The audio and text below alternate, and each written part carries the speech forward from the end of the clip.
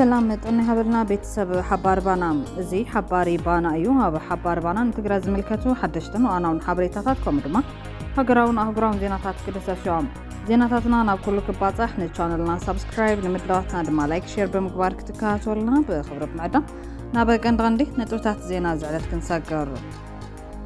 صمدو بسند زتدقف يكبل بريزيدانت منغست تግራይ ዶክተር ደብረጽዮን ገብረሚካኤል መረጋገጽ ሂቦም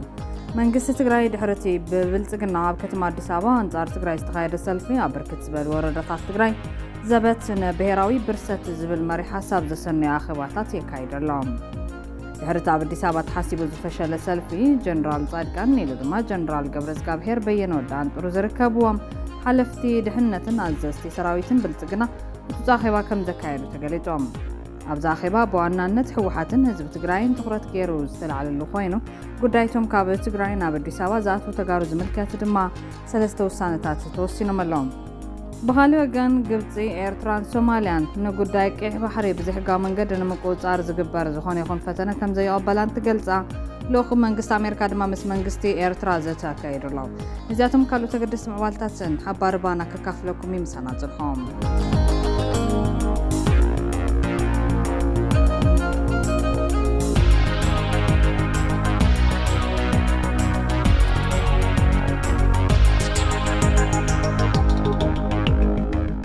بقدامنت ጽምዶ በሰነድ ዝተደገፈ ይክብል ፕሬዝዳንት መንግስት ትግራይ ዶክተር ደብረጽዮን ገብረሚካኤል መረጋገጽ ሂቦም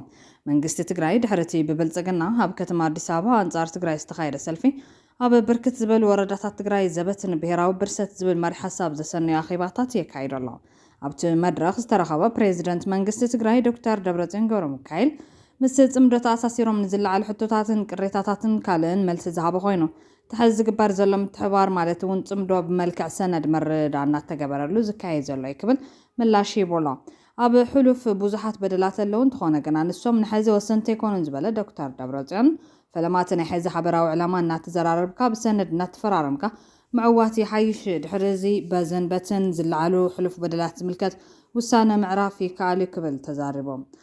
ሓቢሮም ዝቃልሱ ኣለዉ ኩነታት ተቐይሩ እዩ ኣብዚ ግን ግልጽ ሆነ ዘሎ ሕዚ ሓለፈ ፈላላይ ኣሎ እዩ ኣፈላላይ ኣሎኒ ዝሓለፈ ፈላላይ ወላ በደላ እንተሃልፍ ሕዚ ክንውድእ ኣይንኽእልን ክነፅንሖ ኢና ማለት ነታና ሕዚ ልኡኽ ብልጽግና ንምውጋር ሓቢርና ምስራሕ ግልጽ እያ ማለት ገሊኦም ንኣና እውን ዝሓቱን ኣለዉ ንሕና እውን ንሓቶም ኣለዉ بديلكمنا نقولهم اللو بديلكمنا زلنا ونلو وموزن إحنا نرأيه ما لأن إحنا وين تبدلنا نقوله قلسي الله ناي حاجة تسلسل زبال نحزوز حزقنا حوار صلاة نقول لنا مالي أنا لم يكن نعلم له زنا حوار صلاة قل حبيبنا نسرح تاسعورا أبتقرأ يطرح كلنا ناي كلنا بدم بتتنكي أسر الحمد لله كنفلت أمالتي متى ما نقول حزونا بعلاي أو هو دبور ذكرنا أروح أقول واحد من واحد بيننا مسألة واحد بين طريق دخول عمد مسنا كم طلبنا لنا حزب طلبنا يعني نزول يكون كذا العلو زمنهم كل شعب على خط أمن لك برحزي أفتمر أزجرنا له حبرنا نسرحين حبرنا نفرد لنا ትግራይ ሎምን በይና ይኮነትን መሓዙት ኣለዋ ዝበለ ዶክተር ደብረጽዮን ሎሚ አንጻር ብልጽግና ንምቅላስ መሓዙት ክኾኑና ንሓቶም ኣለውና ብወገኖም እውን ዝሓቱን ኣለዉ ትግራይ ድሕሪ ሕዚ 360 ዲግሪ እትዕፀወሉ ዘመን የብቅዕ ኣሎ ትምሕዝነት ድማ ነዚ ዝጠቅም ኢሎም ይኹን እምበር ዶክተር ደብረጽዮን ገብረሚካኤል እቲ መሰረታዊ ነገር ድማ ውሽጣዊ ሓድነትካን ውሽጣዊ ዓቕምኻን ምጥንኻር ምዃኑ ገሊፆም ውዙፍ መንግስትና ምስ መለስና ዓለም ዲፕሎማሲ ጀሚሩ كل نابانا قول حلحة جميرو قلبت وسان يكبلون دكتور دبرتين ገብረሚካኤል ተዛሪቦም ህልውናና ብሔራዊ ክብርን ንምምላስን ሉዓላውነት ትግራይ ንምርግጋጽን መንግስቲ ብልጽግና ፈጺሙ ባህግ ከም ዘይብሉ ዝገለጸት ፕሬዝዳንት ህዝቢ ትግራይ ካብ ጥንቲ ጀሚሩ ተወዲቡና ተቃለሰ ጸላእትን ናሰዓረ እምበር ርእሱ ኣድኒኑ ተረጊጹ ዘይነበርን ካልኦት እውን ከምኡ ዘይምነን ምዃኑ ገሊጾም እዚ ድማ ካብ ወለዶ ናብ ወለዶ እናተሰጋገረ ዝመጸ ከም ዝኾነ ድሕሪ ምዝኽኻር ሰብኣውን ተፈጥሮኣውን ጸገማት ተወዲቡ ከም ዝሰዓረ ዝኻኺሮም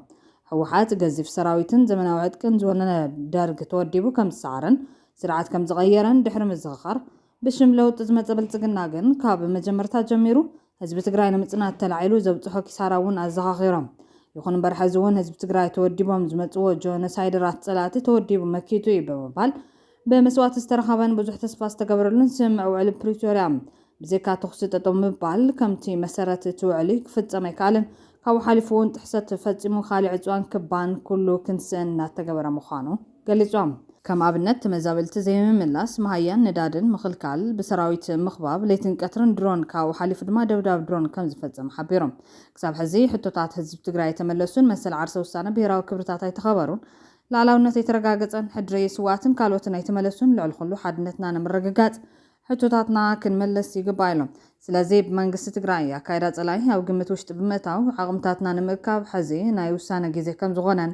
ነዚ ድማ እቲ መድረኽ ከም ዝተሳለጠ ኣፍሊጦም ይኹን እምበር ሓድነት ህዝቢ ትግራይ ንምብታንን ለይትን ቀትርን ምስ ብልጽግና ኮይኖም ዝሰርሑ ዘለዉ ተጋሩ ባንዳታት ከዳዓት ህዝቢ ትግራይ ንምጽናት ይሰርሑ ከም ዘለዉ ንኣብነት ኣብ ኣዲስ ኣበባ ዝተኻየደ ሰልፊ ምርኣይ ይከኣል ኢሎም ስለዚ ብልጽግና ብተደጋጋሚ ከም ዝገልጾ ህዝቢ ትግራይ ንምጽናት ይሰርሕ ኣሎ ህዝብን መንግስትን ትግራይ ግን ዝሓለፉ ዓመታት ጸገማት ብሰላም ክፍታሕ ዋላ እኳ እንተሰርሐ ክሳብ ሕዚ ዝመፀ ለውጢ የለን ዝበለ ዶክተር ደብረጽዮን ዕላማን ተግባርን ጸላኢ ህዝቢ ትግራይ ንምጽናት እዩ ሕቶታት ህዝቢ ትግራይ ናይ ምምላስ ባህጊ የብሉን ብተደጋጋሚ ዲፕሎማሲታት ዝለኣኹ ዘለዉ ግዜ መግዝእ ከም ዝኾነ ዶክተር ደብረጽዮን ገሊጾም ዓቕሚ ዘለዎ ሰራዊት መደራደሪ እዩ ዝበሉ ዶክተር ደብረጽዮን ውዕል ፕሪቶርያ ክትግበርን ጸገማት ንምፍታሕን ብሕወሓት ንዓመታት ዝተጻሓፈ ደብዳቤ ዝምልስ ኣካል ከም ዘይነበረ ድሕሪ ምሕባር ሕዚ ሰራዊት ምጥንኻር እንትጅመር ኩሎም ክረኽቡና ጀሚሮም ኢሎም ኣምባሳደር ኣሜሪካን ካልኦትን ናብ ትግራይ ምምጻእ ከም ዝጀመሩ ንኣብነት ገሊጹሎም ጸላይ ንምጥፋእ በይንና ኣይኮናን ንምክት ዘለና ዝበለ ዶክተር ደብረጽዮን ናይ ሓባር ጸላይ ንምጥፋእን ክባን ዕፅዋን ንምፍንጻሕን መሓዙት ኣለውና ኢሉ ብቐንዱ ዓርሰ ምትእማን ከም ዘለውን ገሊጾም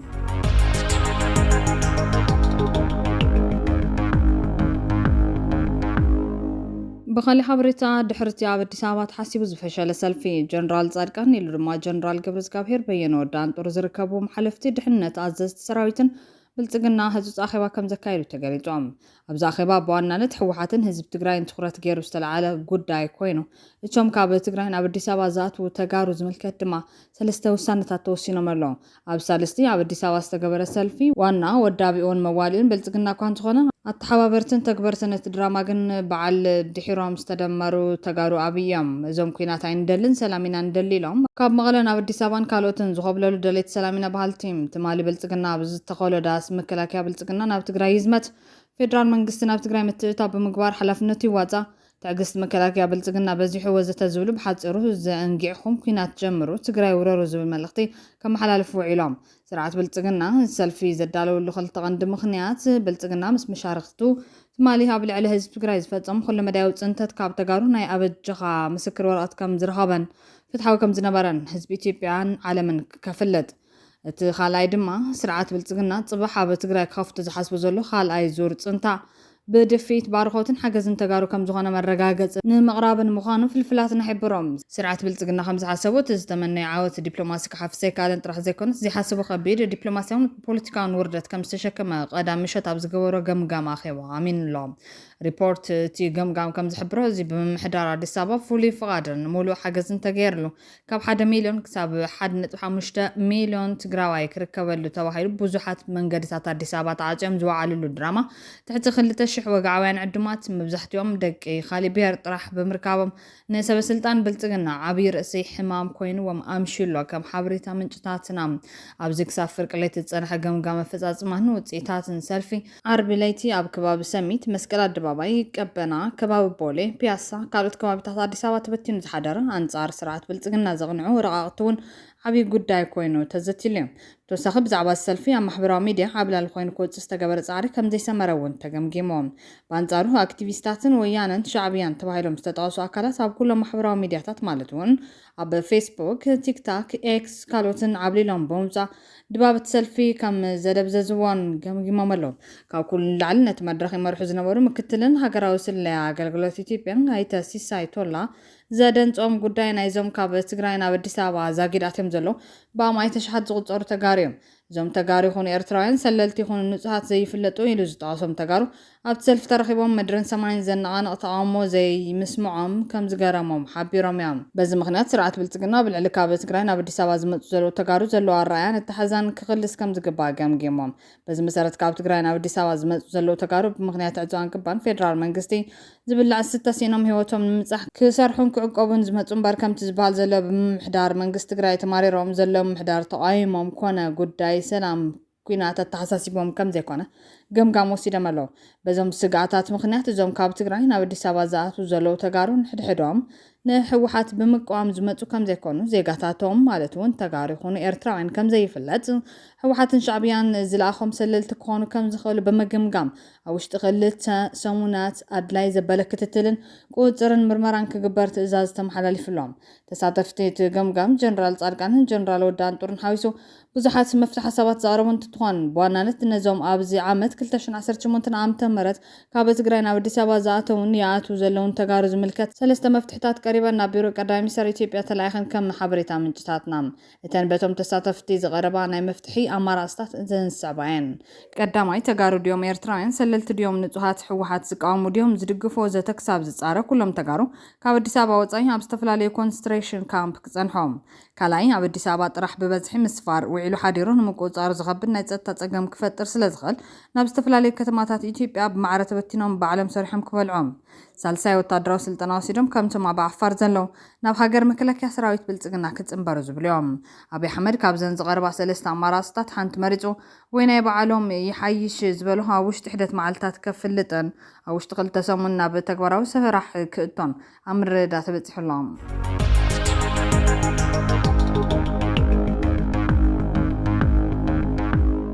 ግብፂ ኤርትራን ሶማልያን ንጉዳይ ቀይሕ ባሕሪ ብዘይ ሕጋዊ መንገዲ ንምቁፅጻር ዝግበር ዝኾነ ይኹን ፈተነ ከም ዘይቕበላን ትገልጻም። ልኡኽ መንግስቲ ኣሜሪካ ድማ ምስ መንግስቲ ኤርትራ ዘተካይዶም። ሚኒስተር ጉዳያት ወጻኢ ኤርትራ ዑስማን ሳልሕ ምስ ፍሉይ ልኡኽ መንግስቲ ኣሜሪካ ጉዳይ ኣፍሪካን ማእኸላይ ምብራቕን መሳድ ቡሉስ ኣብ ካይሮ ተራኺቦም ዘትዮም። ዝለዓለዋይ ኣማኻሪ ፕረዚደንት ኣሜሪካ ዝኾነ ቡሎስ ብመንገዲ ኤክስ ኣብ ዘርጉ ሓበሬታ ምስ ኣይተ ዑስማን ሳልሕ ኣብ ክልታዊ ዝምድናታት ክልቴን ሃገራት ዘተኮረ ጽቡቕን ኣፍራይን ዝበሉ ዘተ ከም ዘካየደ ኣፍሊጡ። መስዓድ ቡሉስ ብዛዕባ ዝተካየደ ርክብ ኣብ ዘውፅኦ መግለፂ ትዝርርብ ኣብ ንግዲ ህዝባዊ ቁጠባ ምዕባለን ጸጥታን ዘተኮረ እምበር ሓቢሮም። ክልቲኦም ዘመዚ ኣብ ቅድሚ ሕዚ ኣብ ካይሮ ተራኺቦም ተመሳሳሊ ዝርርብ ኣካይዶም እምበሮም ይዝካር። ብመሰረት ድሕሪ ምልሶት ትራምፕ ናብ ዋይት ሃውስ ዳግማይ ከም ዝተበራበረ ዝተገለጸ ርክብ ክልቴን ሃገራት ካብ መወዳእታ ኣዋርሕ ዝሓለፈ ዓመታት ሒዙ ኣብ ኣሜሪካ ኣብ ልዕሊ ኤርትራ ኣንቢራቶ ዝነበረ እገዳ ክለዓል ዝምድና ናብ ንቡር ክምለስን ዝብል ምንቅስቓስ ከም ዝነበረ የርስዓን። ነዚ ምልከት ምዕባልታት ብቐጥታ ዘየመልከተ መልእኽቲ ብሎስ ንዞባዊ ጸጥታ ከብርን ከሎ ሕብራዊ ጻዕርታት ካብ ዝኾነ ዋን ላዕሊ ኣገዳሲ ኣብ ዝኾነሉ እዋን ዞባዊ ግጭታት ንምፍታሕን ኣብ ቀይሕ ባሕሪ ቀርኒ ኣፍሪካ ዘላቕ ሰላም ምርግጋዕን ብልጽግናን ንምስጓምን ብኣውንታዊ መንገዲ ብሓባር ክንሰርሕ ከም ንደሊ ኣስሚርና ይበል። ብተወሳኺ ነቲ ኣብቲ ዞባ ዘሎ ዝተሓላለኸን መብዛሕትኡ ግዜ በዳህ ዝኾነን ኩነታት ብምግንዛብ ንምትሕግጋዝና ንምሕያልን ኣብ ንግዲ ዞባዊ ቁጠባዊ ምዕባለን ጸጥታን ዘለና ምትሕባር ንምስፋሕን ዘለዉ ዕድላት ዳሲስና ክብሉ እውን ጽሒፎም። እዚ ርክብ ዝካየድ ዘሎ ሚኒስተር ዑስማን ሳልሕ ኣብ ግብፂ ወግዓዊ ዑደት ኣብ ዘካየደሉ ዘለዋ እዮም። ምስ ግብፃዊ መዘንኡ ዶክተር በድር ዓብድልዓጢ እውን ተራኺቦም ነይሮም። ብመሰረት ሓበሬታ ሚኒስተር ዜና ኤርትራ የማነ ገብረ መስቀል እዞም ክልተ ሚኒስተራት ነቲ ኣብ መንጎ ኤርትራን ግብፅን ዘሎ ስትራቴጂካውን ታሪኻውን ዝምድና ንምድልዳል ተዘራሪቦም። ብፍላይ ኣብ ቀርኒ ኣፍሪካ ብዛዕባ ዘለዎ ዋና ምዕባልታት ኣብ ናይ ሓባር ረብሓታት መርገፅታቶም ንምውሃደን ብዕምቆት ዘትዮም። ማዕኸናት ዜና ግብፂ እውን ከም ዝገለጾ ኣብ ዝርከብ ዝተለዓለ ኣዝዩ ኣገዳሲ ነጥቢ ጉዳይ ቀይሕ ባሕሪ ኮይኑ እቶም ሚኒስተራት ብመሰረት ኣህጉራዊ ሕጊ ጸጥታን ምሕዳርን ቀይሕ ባሕሪ ፍሉይ ስሩዕን ሓላፍነትን ናይተን ኣብ ገማግም ቀይሕ ባሕሪ ዝርከባ ሃገራት ጥራሕ ምዃኑ እዩ ኣስሚሮምሎም። እዚ ብግብፂ ዝዳሎ ዘሎ ተኸታታሊ ኣኼባታት ነቲ ኣብ ቀርኒ ኣፍሪካን ቀይሕ ባሕርን ዘሎ ጸጥታን ፖለቲካውን ኩነታት ንምዝታይን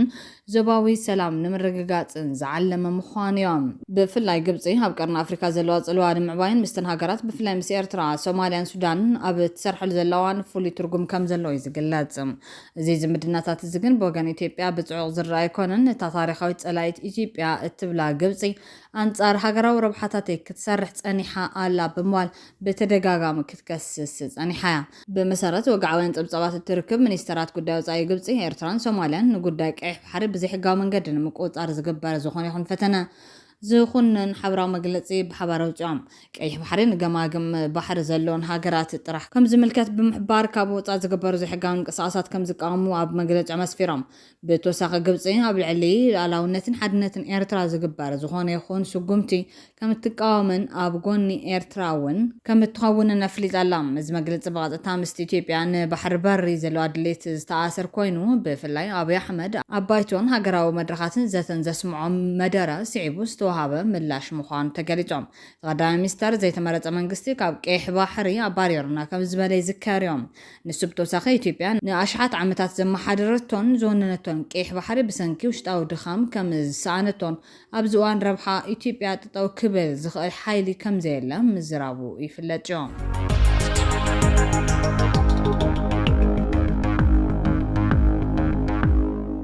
ኢራን ምስ ኣሜሪካ ዘለዋ ኩናት ተቋርጾ ኣብ ባይታ ዓብላሊ ሓይሊ ምስ ዘለዋ ጥራሕ ምዃኑ ፍሊጣ። ሚኒስተር ጉዳያት ወፃኢ ኢራን ዓባስ ኣራግቺ ምስ መንግስታዊ መራኸቢ ብዙሓት ሃገር ሎም 20 ሰነ 2026 ብዘካየዱ ቃለ መሕትት ኢራን ምስ ኣሜሪካ ተካይዱ ዘላ ወታደራዊ ግጭት ዘብቅዕ ኣብ ባይታ ዓውዲ ውግእ ዓብላሊ ሓይሊ ምስ ዘለዋ ጥራሕ ምዃኑ ፍሊጦም። እቲ ሚኒስተር ኣብ መግለፂኡ ሃገሩ ካብ ዝኾነ ይኹን ወታደራዊ ስጋት ወይ ፀቕጢ ንድሕሪት ከም ዘይትብል ብምሕባር ኩናት ንምቁራፅ ዝግበር ዘተ ክህሉ ዝኽእል ኢራን ኣብ ዱልዱልን ሓያልን መርገፂ ክትህሉን ከላ ጥራሕ ምዃኑ ኣስሚሩሎም። ዓባስ ኣራግቺ ምስ ዘፍሉይ ልኡኽ ኣሜሪካ ስቲቭ ዊትኮፍ ዝገበረ ርክብ ብምጥቃስ ኣሜሪካ ብምፍርራሕን ፀቕጢ ብምፍጣርን ክትደራደር ከም ዘይትኽእል ገሊፆም። ኣብ ትሕቲ ደብዳብ ነፈርቲ ኮይንካ ዝግበር ዘተ የለን ዝበለ ኣራግቺ ዲፕሎማስያዊ መንገድታት ፍጹም ከም ዘይተዓፀው ግን ድማ ብዘይ ዝኾነ ይኹን ቅድሚ ኩነትን ምፍርራሕን ክካየዱ ከም ዝግባእ ገንዚቡ። ኢራን ቅድሚ ሕዚ ኣሜሪካ ካብቲ ናይ ኒውክለር ስምዕ ብላሽ ዝሰረዘቶ ኣሉታዊ ተመክሮ ስለ ዘለዋ ነተበግሱታት ኣሜሪካ ዘለዋ እምነት ባዶ ምዃኑ ኣረጋጊፆም። እዚ መግለፂ ዝወፅእ ዘሎ ኣብ መንጎ ሓይልታት ኣሜሪካን ሓይልታት ኢራንን ኣብ ዞባ ወሽመጥ ፋርስን ከባቢኡን ቀጻሊ መጥቃዕትታት ሚሳይላትን ድሮናትን ኣብ ዝካየድሉ ዘለዉ እዋን እዮም። ሚኒስተር ጉዳያት ወፃኢ ኣራግቺ ንማዕከናት ዜናት ሃገር ክገልጽ እንከሎ ኢራን ካብ ደቡብ ክሳብ ሰሜን ካብ ምብራቕ እስካብ ምዕራብ ናይ ህዝቢ ኢትዮጵያ ስለዚ ክሳብ መወዳእታ ምስትንፋስና ሓንቲ ኢንች መሬት እኳ ከይተረፈ ክንከላኸል ኢና ክብል ቃል ምእታዊ ፀብጻባት ኣልጀዚራ ኣመልኪቶም።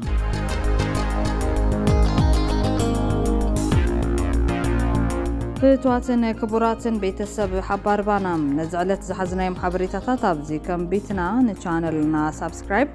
ንምድላዋትና ድማ ላይክ ሼር ብምግባር ቤተሰብ ሓባር ባና ይኹኑ። ሰላም